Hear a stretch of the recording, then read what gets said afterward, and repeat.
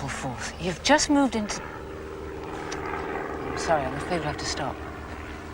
Probably my architect arriving. Really? Yes. You have your own airfield? Oh, of a large flat meadow. We don't quite run to a control tower. Oh, I think we can start again. Tom? Just a minute. All right.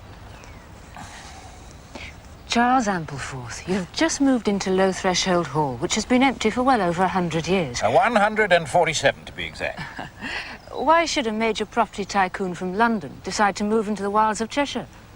Well, first of all, it's a beautiful house. It should be lived in. And secondly, having been unoccupied for 147 years, the price had dropped to something I could afford. May we ask how much you paid for the house?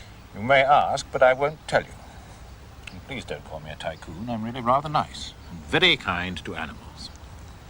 How will you cope with your business interests in London? Efficiently. It's only just over an hour's flying time, and we do have a telephone. You and your wife have a national reputation as party givers.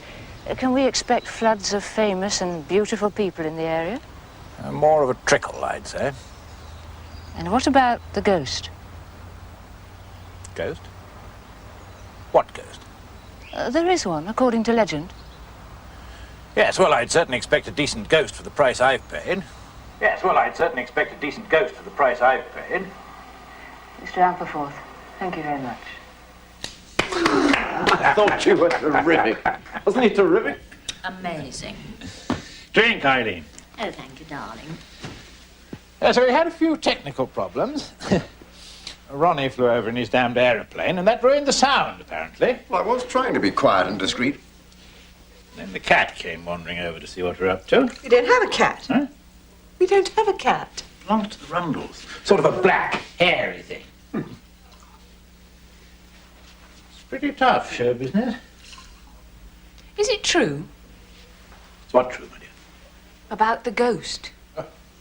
Probably some story they picked up from Wilkins. Wilkins? Gardener. You might have noticed him in the grounds, posing with a rake or a spade.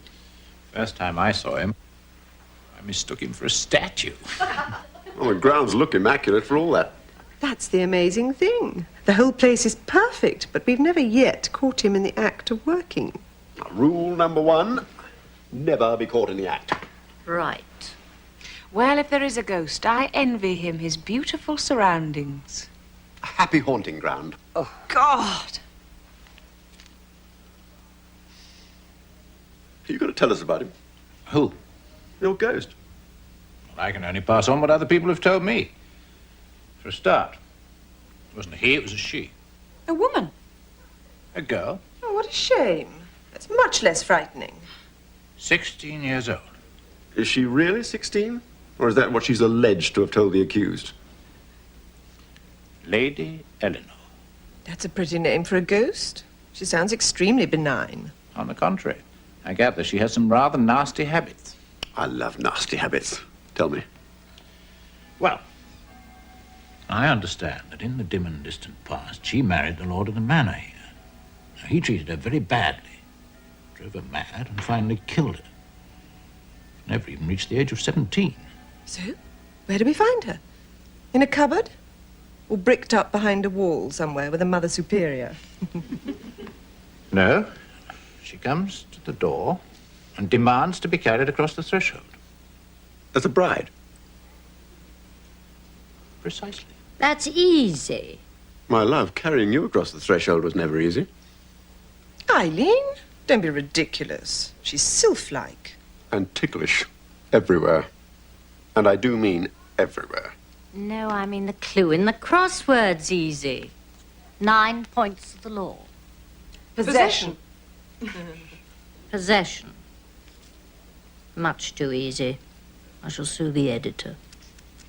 And that's what Lady Eleanor does. Crosswords? Oh, don't be fatuous, Ronnie. Selects a victim, then takes possession. Darling, you're on the edge of being boring. And Maggie's exhausted. I'm sorry. Excuse me. This is going to sound ridiculous, but You're not sure how to find your room. I think I might get lost. Good night. Night. It is rather absurd having to go downstairs, then upstairs again in order to go to bed. It's charming.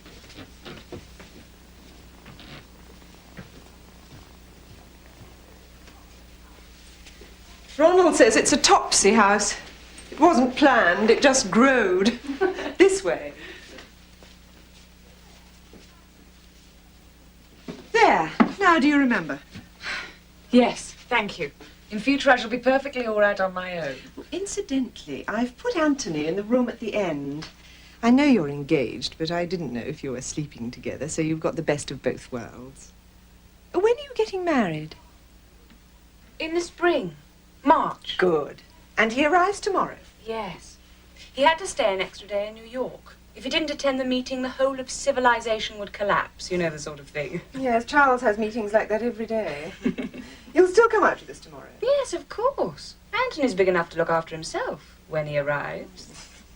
I had a word with the suppliers, and the carpet for the dining room should be ready by the weekend in time for the party. Good. Young Persian maidens sweating over their looms. I like that. And I still think you should do something about a doorstep. Impossible. It's either that or live with a permanent flood. It would ruin the legend. Not the dreaded Lady Eleanor again. Mildred stopped me before I got to the interesting bit. Just like married life. We have a ghost who seeks to be carried across the threshold. Once inside, she selects a victim. Anybody at all, male for preference. That's fair.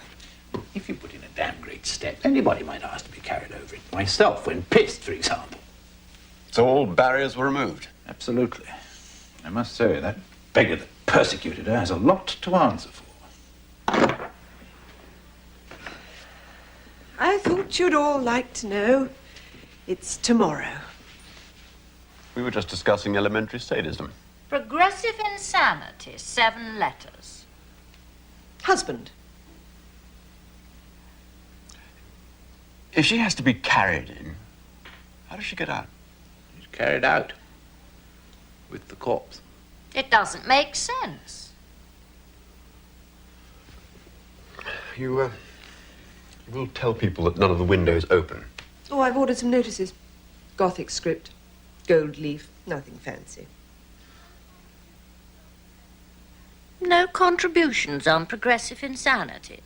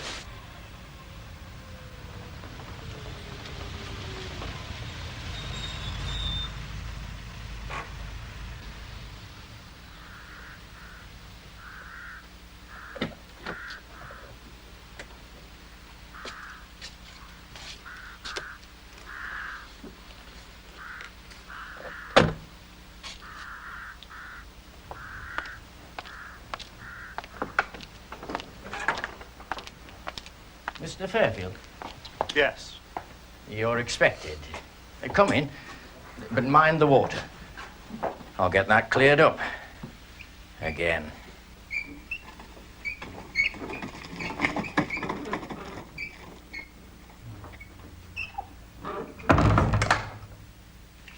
What a splendid house. Did you want to go to your room? No.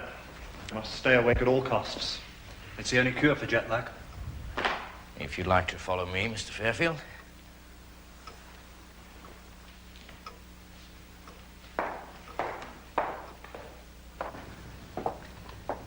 Would you like some coffee? That would be marvellous. Super room. We call this one the study. There's so many rooms, it's difficult finding names for them all.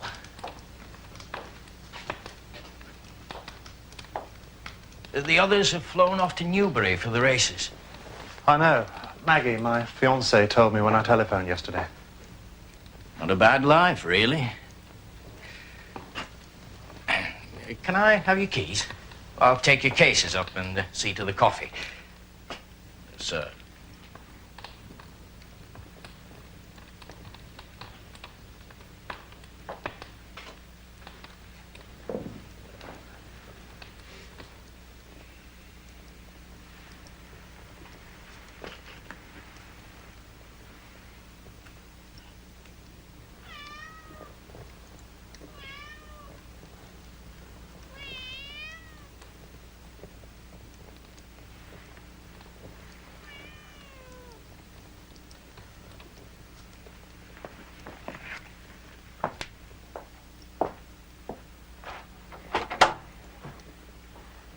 Come in. We call this one the study.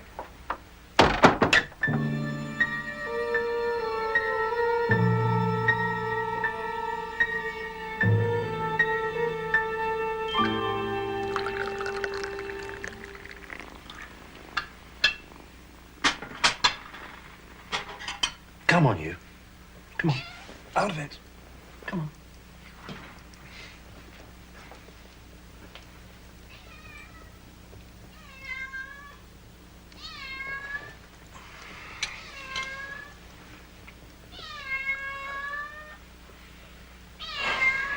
You are a bloody nuisance.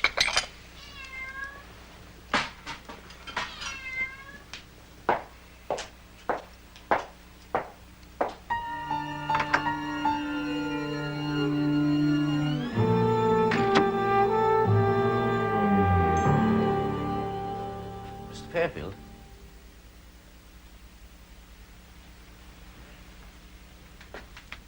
Mr. Fairfield? What?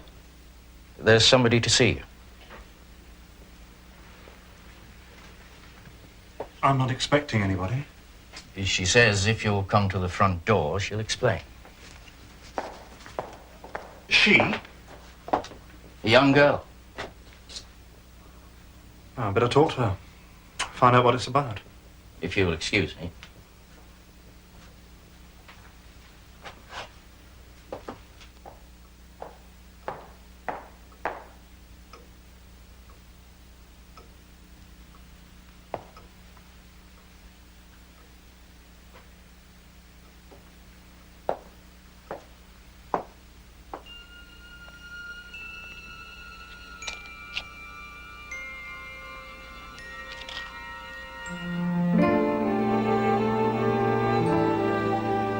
I'm told you want to see me.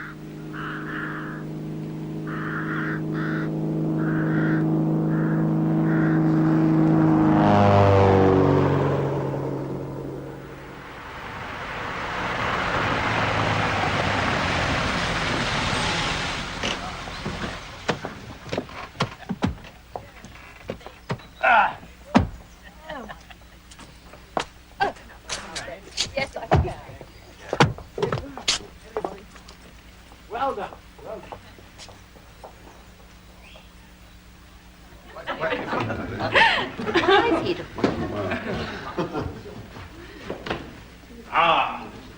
gallons of hot tea, I should think, Mrs. Rundle. Kettle's boiling already. Excellent. Well Has done, Mr. well done. Fairfield arrived yet? Yes, he's at the study, Mrs. Ampleforth. I'll go and wake him up. He's bound to be dozing. Darling. How was the journey? Fine. Has Mr. Fairfield seen his room yet?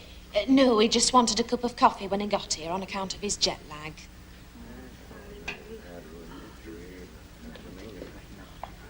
Take him up to his room, Maggie. He looks exhausted. I think I left something in the study. You must excuse me,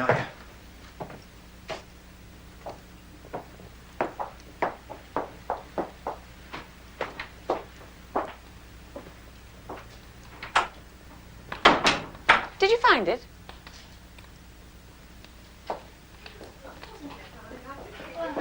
What? You said you left something in here.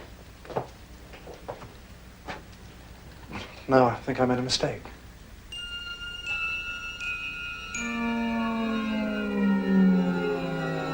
It was very odd. She stood there. She said, "My leg hurts."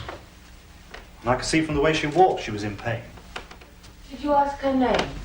I asked where she was from. She said further down. I assumed she meant down the hill in the village. She looked so ill. She almost collapsed outside the front door.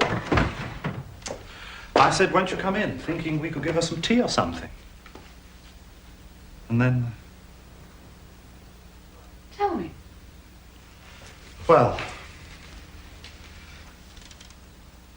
she was in such a bad way.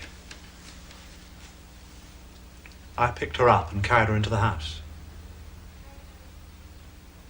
You carried her across the threshold? Yes. And that was odd as well, because she was so light. There was no effort, you understand. Almost as if she wasn't there. Yes. Then she followed me into the study. No. That's wrong. I followed her. She seemed to know where she was going, and I followed her. In the study. Did you talk to her? No, because you all arrived home. I heard the car and came out. And when I went back into the study, she'd disappeared. I suppose she could have slipped through the outside door. I suppose so.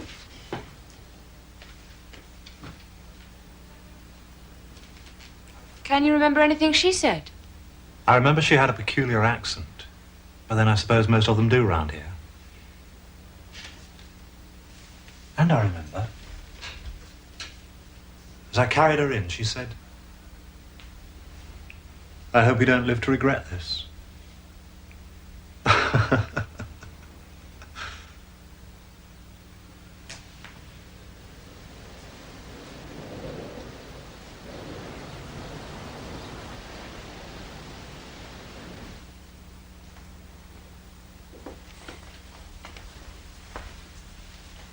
Are you asleep?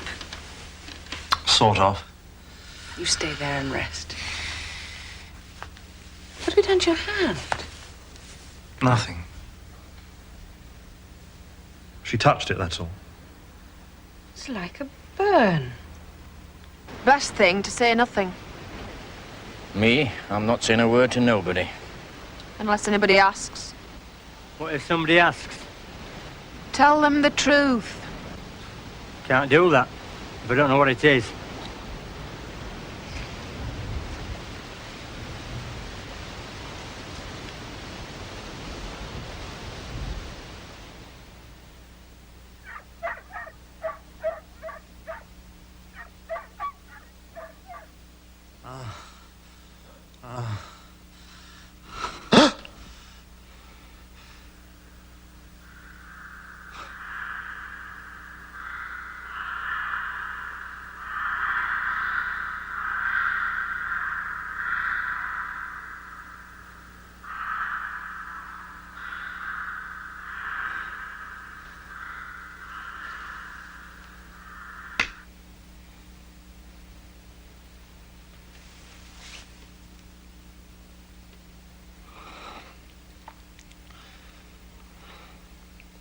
That had been marvellous.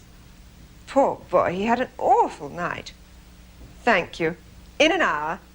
Goodbye. There's coffee on the table. Oh, good. You look dreadful. I didn't sleep. You're not ill? No. We could get the doctor to look at you as well. Charles would approve. 2 for the price of 1. Truly, it's just lack of sleep. I'll give you some tablets. I've hundreds of the damn things. Cheers. Cheers.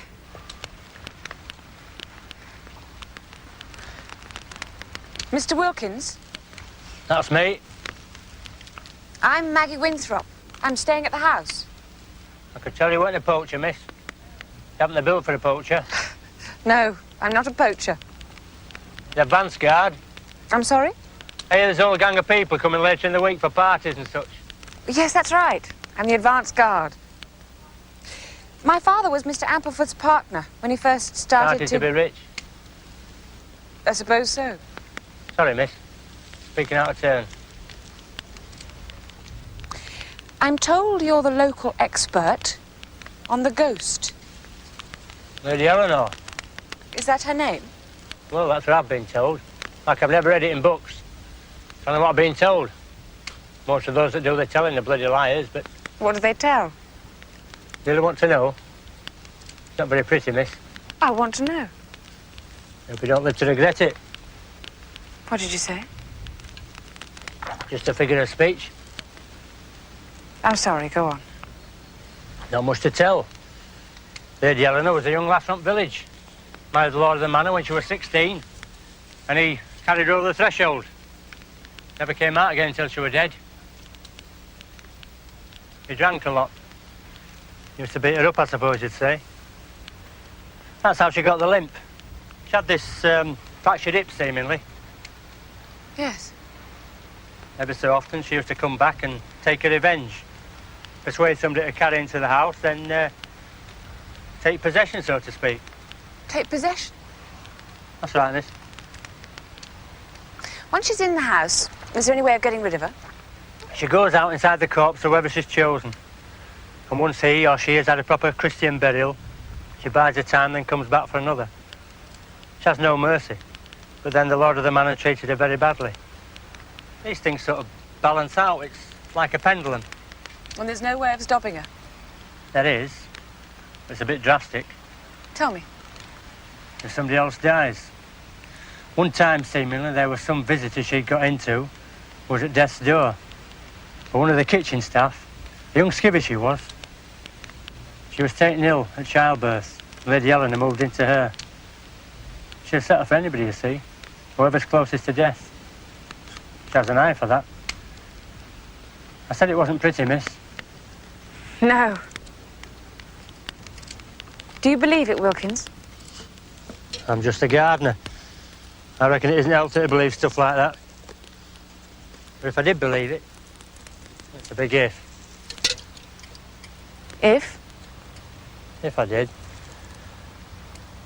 She were here yesterday.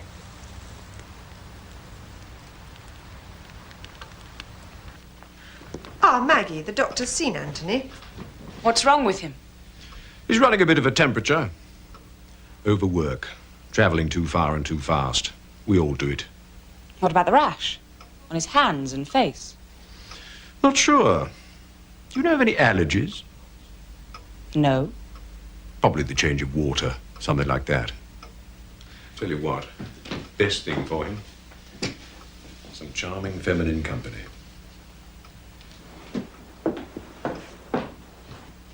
Was that wrong?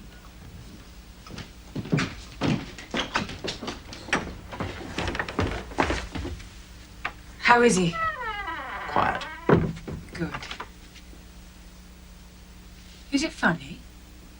It's silly and impertinent. Tell me. I thought you'd have known his state of health. I couldn't help noticing the other bed's been slept in.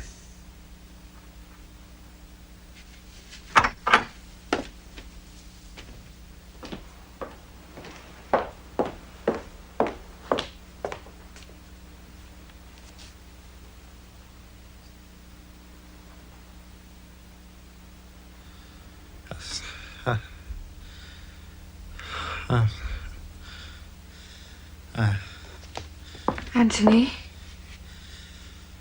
She was so liked. Who was? Eleanor.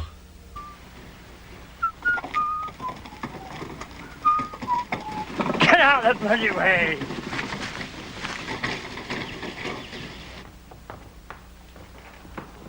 Mrs. Rundle? Good morning, sir. Are you feeling any better? I'm fine, thank you. Well, that's good. But should you be out of bed? The doctor Of course said... I have to be out of bed. I've been looking for you. For anybody, really. With my message. Message? About this evening. Well, you better tell me this message, then. I feel so much better, I shall be joining you for dinner this evening. I'll tell Mrs. Ampleforth. Better than you running up and downstairs with trays. Oh, I don't mind that, Mr. Fairfield. I do. I object. Most violently. Well, I'll tell Mrs. Ampleforth. Tell Mrs. Ampleforth there will be 7 for dinner. 6. 7 for dinner. Mr. and Mrs. Ampleforth, Mr. and Mrs. Turnbull, Miss Winthrop, and yourself. 6. I shall bring my new friend. I see. I want everybody to meet her. We'll make all the necessary arrangements, Mr. Fairfield. Now, why don't you get yourself back to bed? You could do with the rest. Yes. I'm quite weary.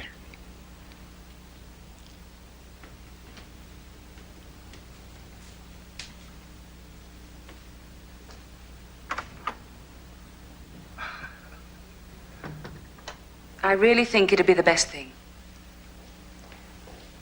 Oh, I don't know, but I'm sure Charles would organise a car. We could fly him down. Thank you. I'll call you back later in the day. Bye. I've been trying to find you everywhere, miss. You found me?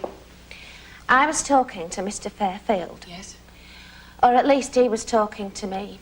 He followed me down the stairs. He's not supposed to be out of bed. Well, that's what I told him, sort of politely. And what he said was, he's coming down to dinner this evening. He won't. If I have my way, he'll be on his way to London this evening. He told me... If you've got something to say, please say it. He told me he wanted to bring his new friend with him. I see. He wants you all to meet her. Christ. I'm only repeating what he said to me. Thank you, Mrs. Rundle. I'll speak to Mr. Fairfield.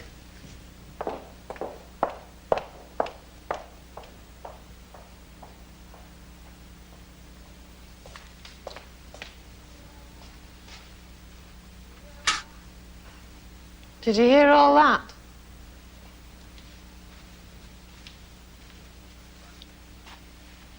Sounds like the young man's going off his rocker. I reckon so. Hard luck, really. He seems a pick of the fellas.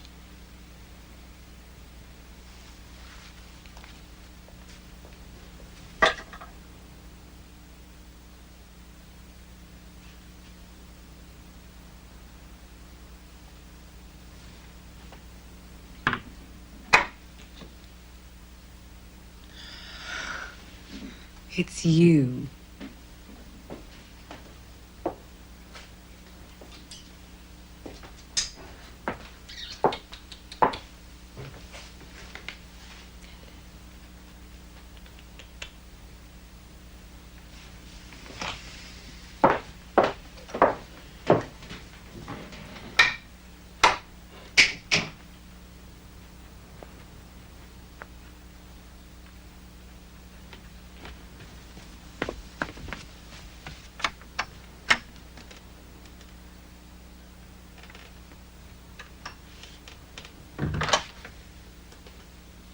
How are you, darling? Fine. We're joining you for dinner this evening. Listen. I want you to go back to London. Silly. You need to be away from this house. I've telephoned your mother and she's expecting you. And you can see your own doctor. I have to stay here. I shall stay here the rest of my life. Don't be ridiculous. You mustn't interfere! There's nothing you can do. And if you try, you'll only regret it. You aren't well enough to decide. Leave me, I'm tired. If we decide you're going to London, you'll damn well go to London.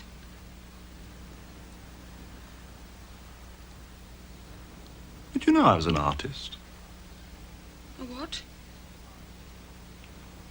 An artist. You must listen to what I say. It's very important. No, I didn't know you were an artist. Look.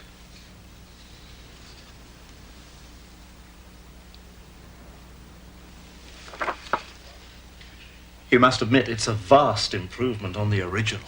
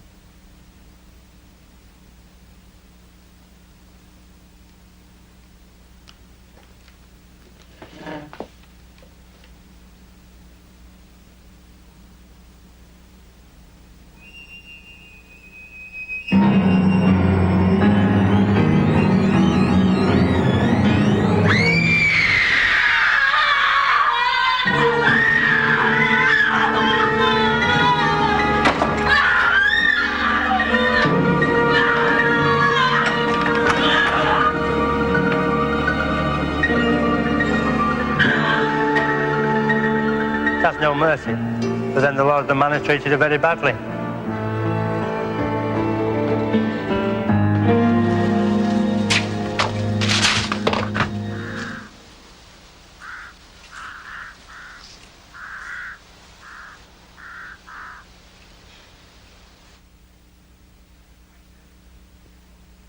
I know it's very unpleasant for you, Maggie, but when all's said and done, it's only a cat. It isn't only a cat. All right. I know Anthony's rather worse, but, well, that's under control, too.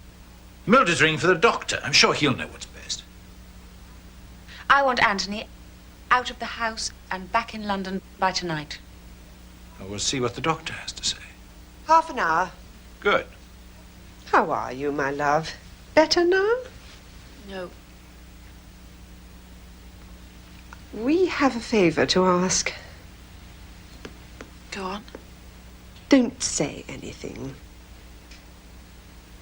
Don't say anything about what? The cat. What do you think? I saw it. Oh, we knew it happened. It's just that we'd like you to, be discreet. You see, we have all kinds of people arriving for the weekend. They might even start arriving this evening. Certainly first thing in the morning, and, well, we don't want to spoil the party. Ronald and Eileen heard you scream.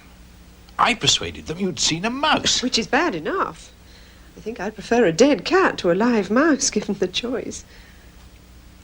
You do see what we're getting at. I mustn't spoil the party. Well, to be honest, yes. That's about it. Another brandy. Brandy won't solve it. Oh. Try those at bedtime. No more than 2. These might solve it. I do hope that's a joke, my love. Yes. I'm afraid I can't manage good jokes at the moment. It's all right. Don't worry.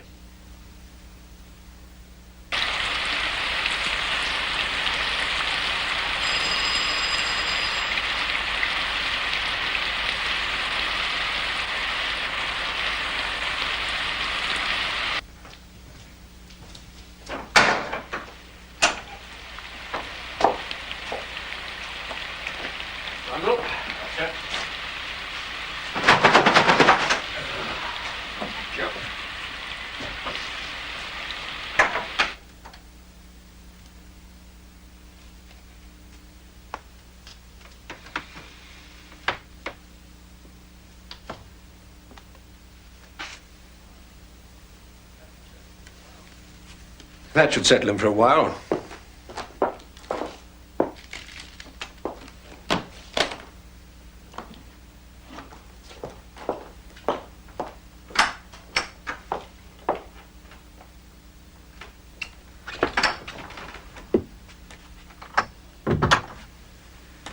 Is it true you had some notion of taking him to London?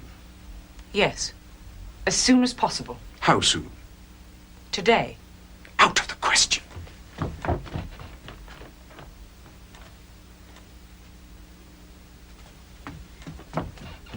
Much too ill to be moved, Miss Winthrop. When are you coming back? I'll call last thing tonight and again first thing in the morning. That might be too late. If he makes sufficient improvement, we'll talk about moving him to London tomorrow. What's wrong with him, Doctor? What's your clinical diagnosis? I could baffle you with a great many long words, but let's just say it's like any other illness. Something gets into the system and we have to try to get rid of it.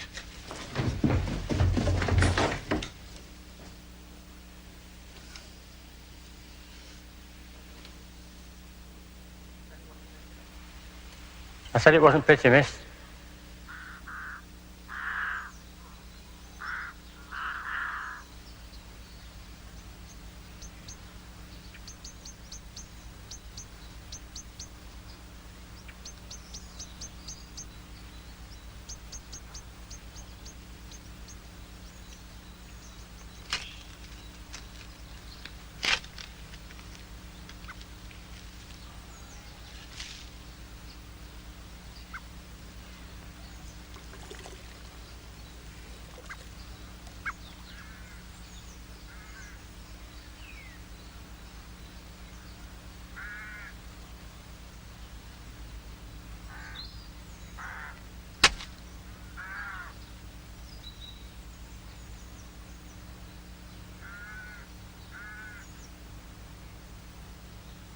Maggie?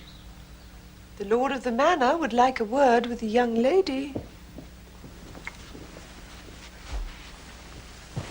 I've made a few phone calls. Everything's organised. I've got a pilot bring up a plane from London at dawn. He'll be on standby from 7 o'clock onwards. The minute the doctor says it's safe to do so, we'll get Anthony to London. Thank you. Satisfied now? I suppose.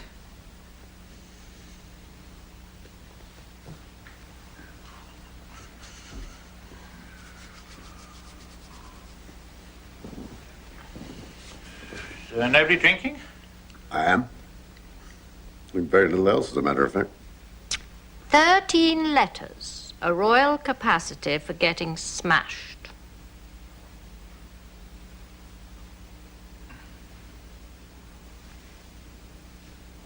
Give in? My husband and I. Oh, well, I did try. Can I comfort you with booze?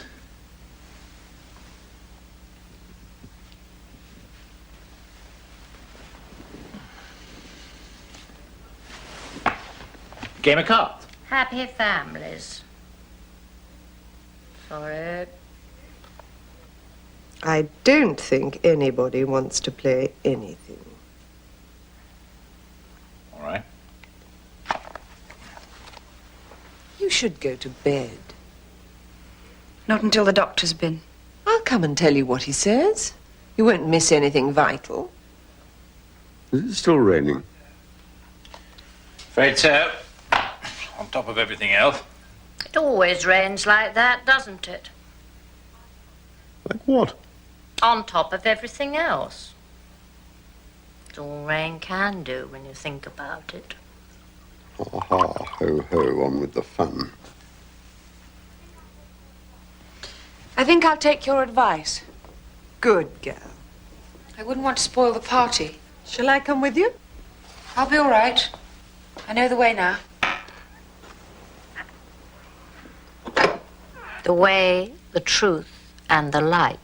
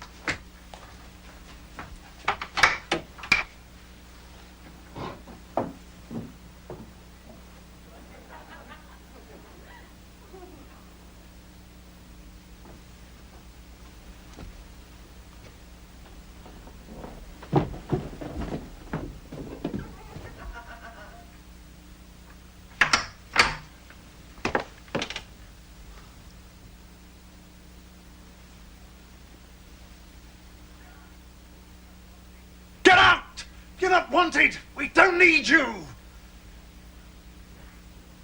Get out, damn you!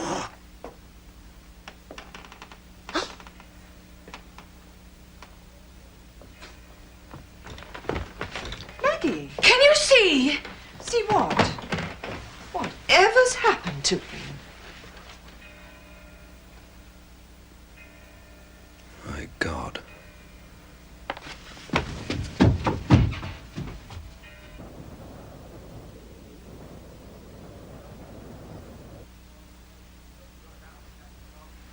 She goes out inside the corpse of whoever she's chosen.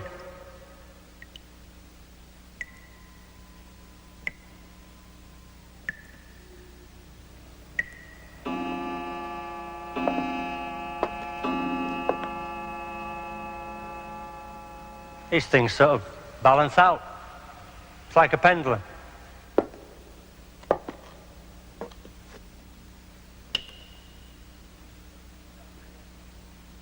She'll settle for anybody, you see. Whoever's closest to death. She has an eye for that.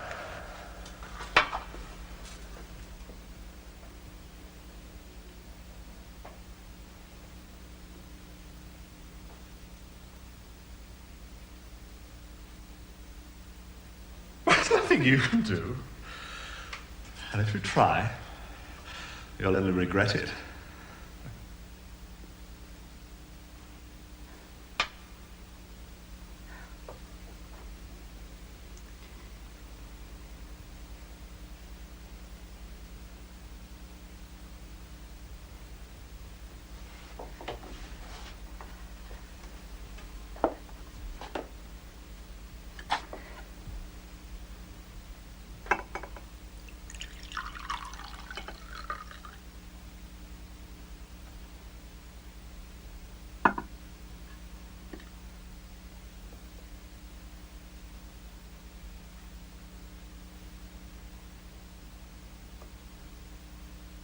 Whoever's closest to death.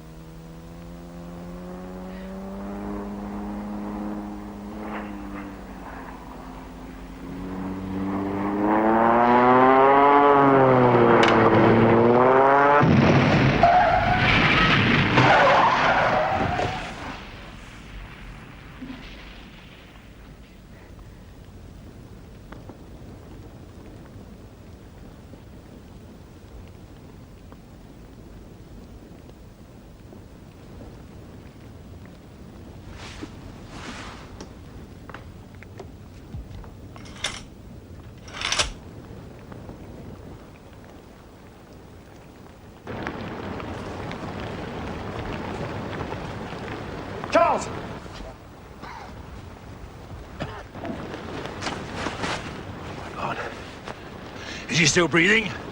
Only just. Just settle for anybody, you see. Whoever's closest to death. Closest to death. Bring him in. Bring him in. We shouldn't move him. We can't just... we can't just leave him here. Bring him in. Bring him in. We've got to get him inside. It's dangerous.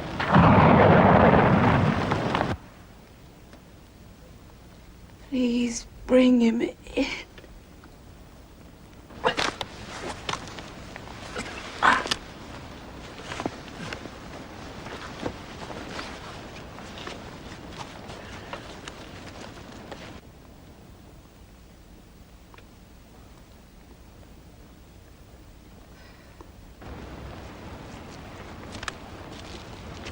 Yes?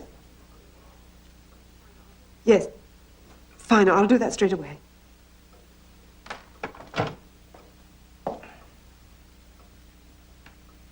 run it down. Oh.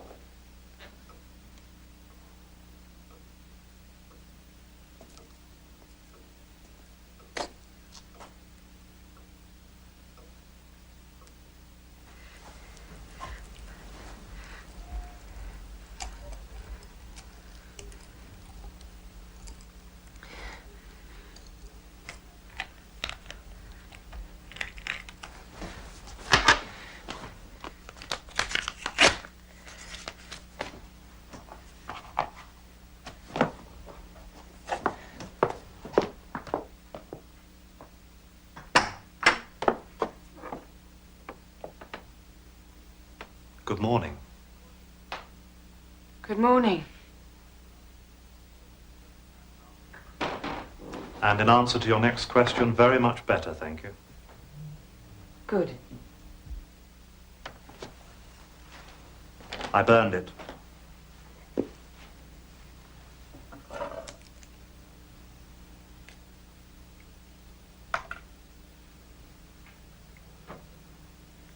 I'd like another photograph of you. I didn't care for that one.